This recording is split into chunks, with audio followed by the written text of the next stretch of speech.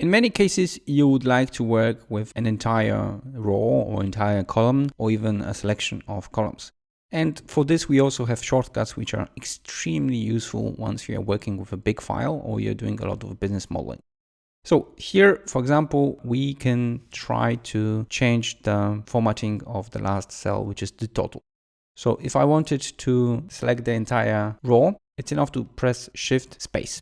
And then I can perform the other actions on this. So for example, change it from bold to normal or change it to underline. As you can see, we can do it faster.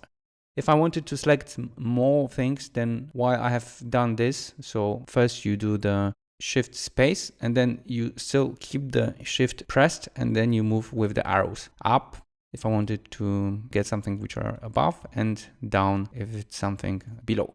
I can also press the Control while holding the Shift and then I basically would get all the, as you can see, all the rows.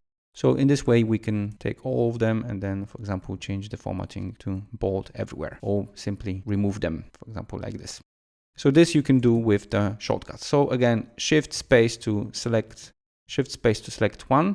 And then if you want to select more, then you keep the Shift and then you use the up and down arrow. You can also do it the other way around. So start with selecting Shift and upper or lower arrow the rows and then pressing the space. So Shift Space. And then this is how you select the entire rows.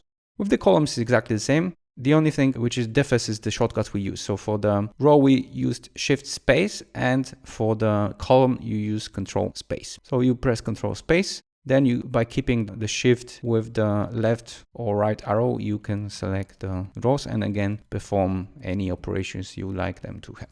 So as you can see, it's very fast because I can do in an instance all the movements. So for the column, you press Control Space, and then if you want to have more columns selected, you press Shift and then the right or left arrow. And for the row, you press Shift Space. And if you want to get more rows, then you press the Shift and then play with the arrows. Let's make a small recap.